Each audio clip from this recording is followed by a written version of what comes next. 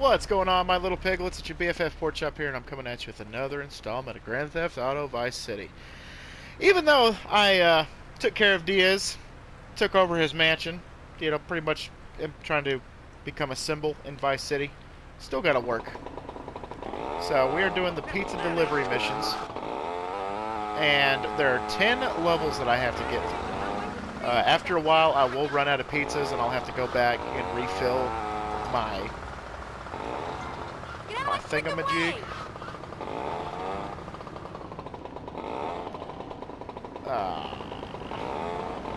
Light pole ruining my life. Alright, there we go.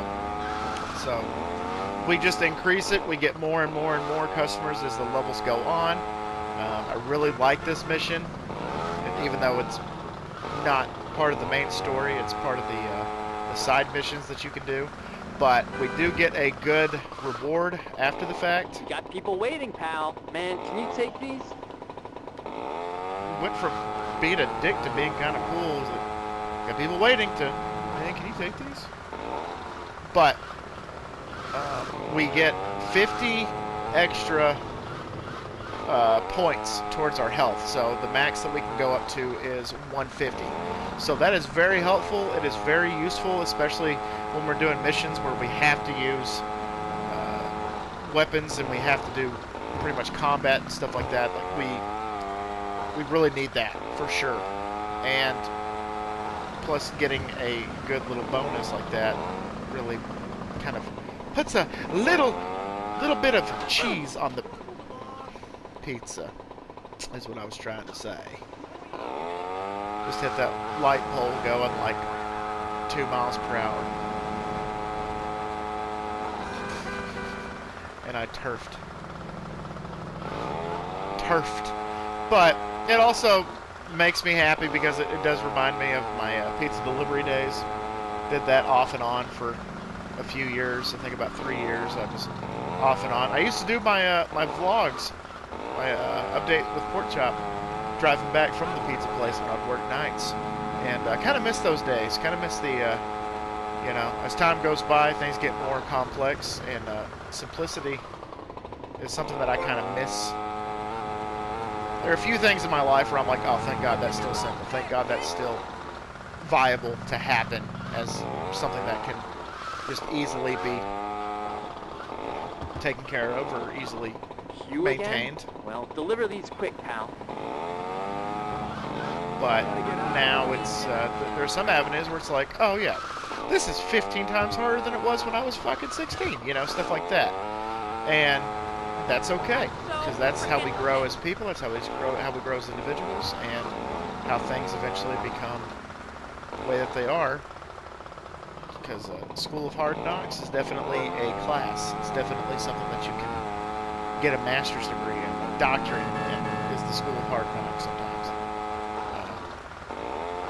But anywho, so pizza delivery just reminds me of a few stories. I think I've told a few on my vlogs about the dude that threw the pizza at me because he was mad because he had to pay for it.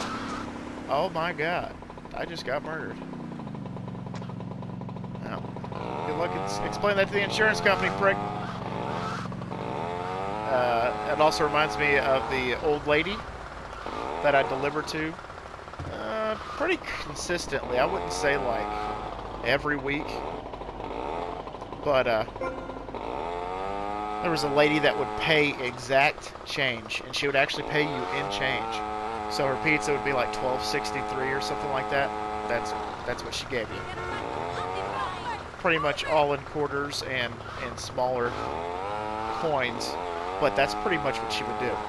Is she would give you exact change, and then want to sit there and talk to you. What are you waiting around for, mister? You got pizzas to deliver.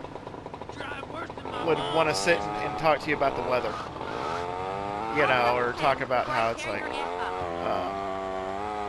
it's cloudy. It's cloudy today. I think it's gonna rain today. And right as I'm talking about rain, it starts raining. That's funny.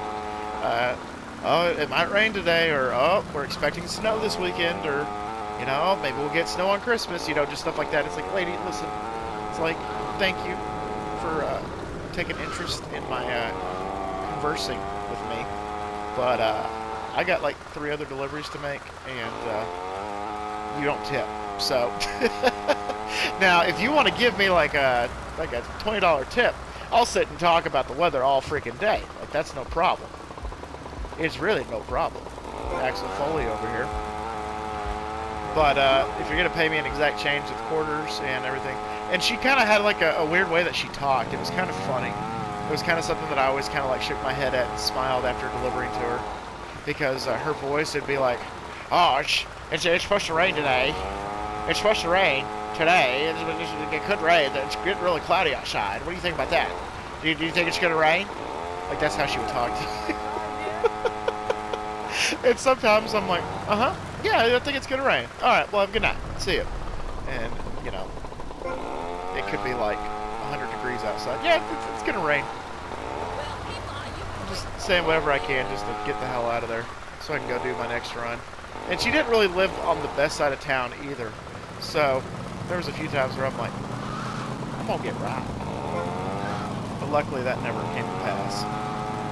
Because getting robbed, especially as a pizza delivery driver, never happened to me. But I've heard stories, local stories about that happening to somebody, some people.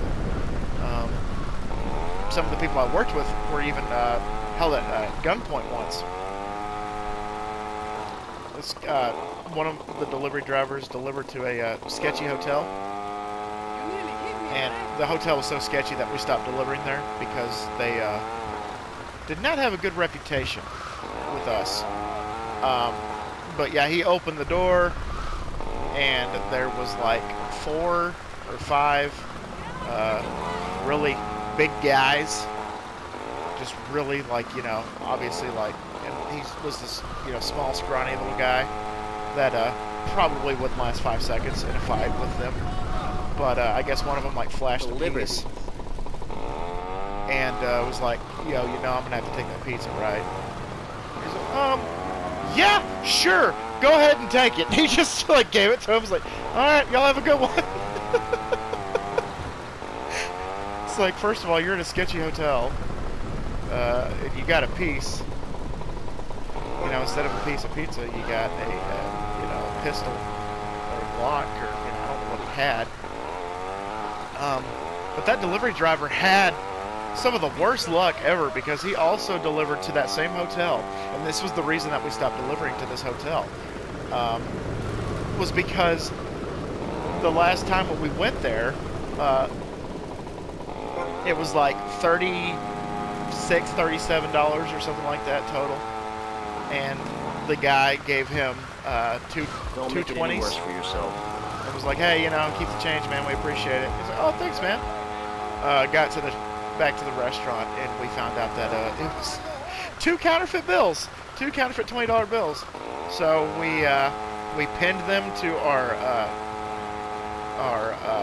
court board, and we said we are no longer delivering to this hotel because of shit like this. Pretty much, it was like, this is why we can't have nice things. But that poor guy, man, like, he got sent through the ringer. We actually had one person that evidently got held at knife point, and the guy was like, you know, give me the bag, because we carry around a bag. Obviously, you know, they pay cash, so we can give them change. So it's $20, and we're only supposed to carry that $20.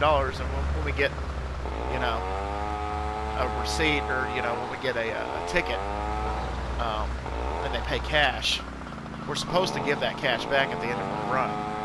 But it didn't work out like that sometimes. Jesus, Murphy. Yeah, it didn't work like that sometimes. Sometimes we actually I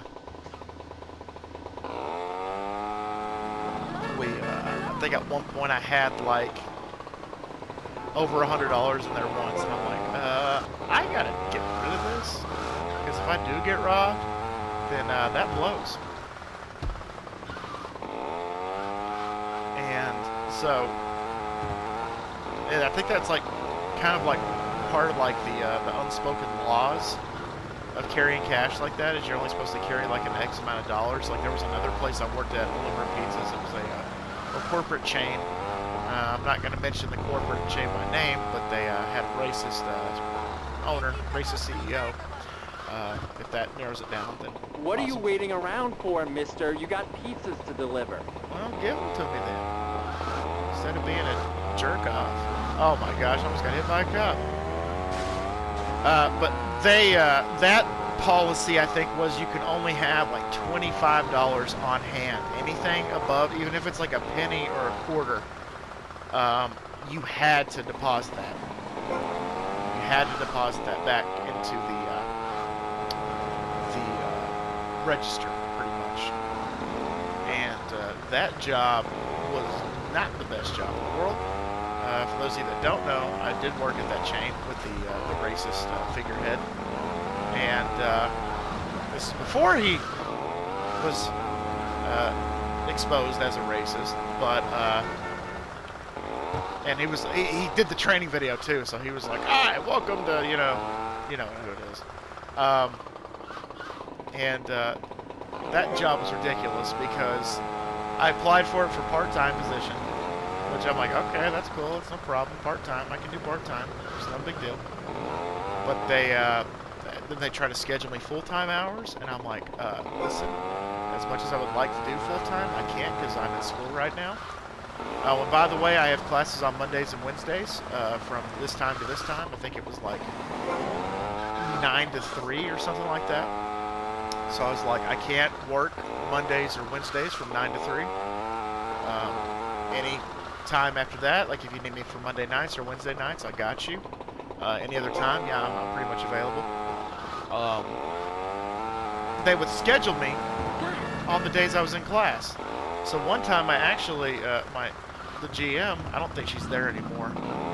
She took over from a bad GM, and then it was just lather, rinse, repeat, apparently. Apparently she was also a pretty bad GM. So they let her go, and I guess they hired somebody else. Apparently it's smoother sailing now. I couldn't tell you, but yeah, they actually, the GM would schedule me, and so the assistant manager would call me, and he would be like, "Hey man, are you coming in for your shift? I have you scheduled from 9 to 4 today." And I'm like, dude, I'm in class from 9 to 3. How can I come in for my shift if I'm in class all day? You'll never get a promotion unless you move faster this time. Yes, sir. And I said, I can't. No, I'm not coming in for my shift. I'm in class. Oh, okay. Well, can you like skip class or something today? Because we kind of need you to come in for the lunch rush. I'm like, no, I can't. School is way more important than a part-time job. I'm telling you that right now. And then one fateful, it was a Monday night, and I had told my GM before, I had asked off and everything. And I was like, hey, we have it's a math test. I had to take an algebra test. And the way that this college did it, it wasn't like you sit at your desk and you do it. Like you actually have to go to like a testing center, and you actually had to like take the test. And the only time that I could do it, because you know it's like a first come first serve type of thing. So if you get there and you reserve your spot, then that's the time that you have to take the test. So I did it after class, and the only thing I had was like 12 to 1:30 or something like that. I think it reserved for like an hour and a half or 2 hours, something like that. So I had it reserved for that amount of time, and then but I was like, I told my manager, and she was like, the GM, she's like, oh, well, we need you to come in, we need you to prep, so you're just gonna have to leave and go take your test and then come back. I was like, okay, no big deal, like I can do that, that's fine. So I went and took the test, but like it was just me and the store manager, the assistant manager, and that was it. And I told him, like, hey, I gotta leave here pretty soon. I gotta go take an exam. I gotta go take a test. He's like, well, you're the only one here. Like, it's just me. And the guy was pretty cool, but he was just kind of, I guess you can tell he was kind of pissed off about the situation. But I was like, yeah, I know, but I told the GM that I had to leave to go take this test, and she said it was no big deal. Time this time, and I could tell that he was kind of like, oh, what the fuck? So I guess they had to call somebody in on their day off, which that did not make me feel good. And so I get pulled in to the GM's office. And at this point, I was already so pissed off that I was already starting to look for another job, which I eventually found. But I started looking for another job, and I had actually accepted that job. Mister. I was just going to put in my 2 weeks that day. But the GM's like, I need to speak to you. So she pulls me into her office. And she said, I got the impression that you said that you were able to work anytime. And all of a sudden now you can't work this time, you can't work this day, you can't work these hours. What's the problem? What schedule would work for you? She said, I'll put you on nights if you need me to. I'll put you on nights. So that way you can just do your night job and then we can call it good. You don't have to come in and prep anymore. I said, yeah, about that. I just accepted another job, so I'm putting in my 2 weeks. She was pissed. But I was like, you know what? If you had better management, as in yourself, the store manager, the assistant manager, I can't remember his official title, whatever he was, I was like, then I would stay. And yeah, I would work, you know, nights, no big deal. Which, I mean, my schedule was kind of like, I'd work nights on this day and then work the next day, and I would have day shifts. And it would kind of like alternate back and forth and kind of waffle back and forth. And, which was okay. Made more money at night than I did during the day. But the ridiculous thing, the most ridiculous thing I've ever seen in my life, ever heard in my life, was one day, because it was part-time, so I could only work a certain amount of hours. So one day they scheduled me for like a 9-hour shift. Which, again, fine, totally cool, that's whatever. It was a nighttime shift, so I'm like, ooh, awesome. So I get to make a little bit of money. And then at the end of the night, obviously, I got turned in my bag and turned in my receipts and my mileage and stuff like that to the closing manager. And I was like, oh man, like people are giving me, you know, keep the change, keep the change, keep the change, left and right. I'm like, awesome, I'm gonna make a little bit of money tonight. So after working a 9-hour shift, I cleared, after I had to pay them for, you know, everything, I made $18 working a 9-hour shift. These need delivering, pal. I was not very happy. So after that kind of night, I was like, yeah, I'm just gonna go ahead and look for another job. And so I did, and I did find another job. It was ridiculous though, because I had another job that I was waiting for an interview for, that I would have taken over that pizza job in a heartbeat. I would have taken it so quick. They called me like 3 days after I accepted that job and was like, hey, we saw your resume and we're interested. Can you come in for an interview? I said, nah, I already got another job. Sorry. And they're like, oh, okay. Well, good luck. And I'm like, yeah, no problem. And when I left that job, I went to another job. And that job, I lasted a month before I had to leave, because I hated one of my coworkers so bad that just seeing her just boiled my piss. And I've never wanted to, you know, lack of a better term, hate fuck anybody. But if I were given the opportunity, I would have done it to that one chick. That's how much I could not stand her. So ridiculous. I was like 20, 22, 23. No, I was 21. No, 22. I was 22. She was 18. And she acted like she owned the damn place. was like it was a supermarket. I was working at the deli at the supermarket, slicing meat and cheese and stuff like that, which is cool because I got to sample the ham and sample the turkey and the provolone and the Colby Jack and all those cool things. Got to try some weird cheese. I can't even remember the name of it, but it was disgusting. It wasn't even cheese. Just a bunch of random shit put together, and they're like, "Oh, this is cheese." No, this is not cheese. So yeah, I worked that job for a month, and then applied for the job that I turned down because I got the pizza job, and I ended up staying there for a year and a half before I found another pizza delivery job. But it's just funny how life works sometimes. So I went from one job to another job to another job, and I actually got yelled at the supermarket job that I had, which I was like putting in like transfers left and right, like, can I work here instead of here? I'll work at this store, it's closer to my house, I wasn't trying to, leave. That wasn't my first intention. My intention was, can I please just work somewhere away from this, see you next Tuesday?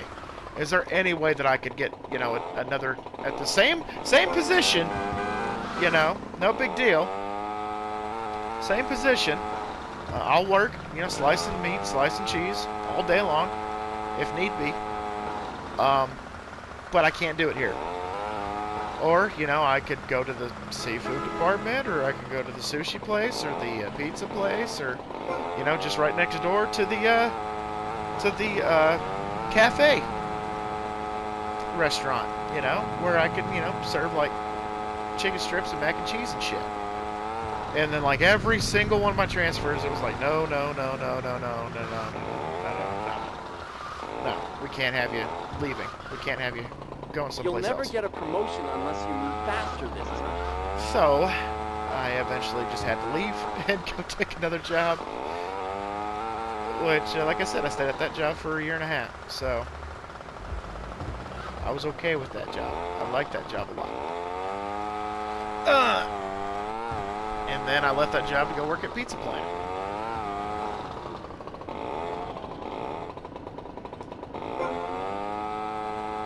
Whew, so that's all I have to say about that. Just kidding. I won't talk about that shit all day. But I've had 2 pizza delivery jobs. I've had multiple delivery jobs. And I think Pizza Planet, due to the people that I worked with and the money I was making, I think Pizza Planet was the absolute best. And then that other delivery job that was for a local sandwich chain, let me just say that I had to be fast. If that helps narrow it down. But that wasn't a bad gig. I just didn't like the pay. And they had like a locked-in thing to where, whatever they paid is what they paid, and you were supposed to be okay with it. And that kind of got old after a while because I was there for a year, and I had worked plenty of jobs. They're like, oh, if you're here for 90 days, you get, an X amount of a raise. Mister, deliver these pronto. Vamos, amigo. Vamos, amigo. That's one of my favorite parts. It was like, Vamos, amigo. I'm Italian. Like, I'm from New York. What are you talking about? I'm more Italian than you. Yeah, so I was like, after a while, I'm like, hey, who do I need to talk to about getting a raise around here? Because I've been here for a year, so I think it's necessary to, to get a raise, because I was saying, like I said, there's some places where you get it after 90 days, some places you get it at a year. And they were like, oh, we don't, it was like, Black Panther, we don't do that here. Oh my gosh, it's like, what do you mean y'all don't do that here? They're like, the only way that you can get a promotion or get a raise, the way you can get a raise is if you become an assistant manager. And I'm like, oh, no, that's not gonna happen. I don't want that. I don't want to be an assistant manager. Absolutely not. Thanks for the offer, though, I guess, but I'm so good. I'm so good that I'm great. I'm Tony the freaking Tiger over here. And straight up, like, I went through, that restaurant went through a owner change at one point. And so we had a, you know, meet the new owners type of meeting. And they're like, oh, hi, we're so-and-so and so-and-so, and we're the new owners of this franchise. And they're going around talking to each of us individually, like, hi, what's your name? What do you do here? How long you been here? You know, yada, yada, yada. And one of the owners walked up to me, and she started talking to me. And she's like, hi, how are you? What's your name? And I'm like, hi, I'm Kollin. You know, I'm the one of the delivery drivers here, and, you know, whatever they need me to be. And she's like, oh, cool, cool. How long you been here? And I'm like, oh, I think I've been here for, I think at that rate, it was about a year at that rate. And she was like, oh, okay. Listen, would you be interested in moving up? My response was, oh, hell no. Straight up, I had my intentions out in the open. My response to her was, oh, hell no.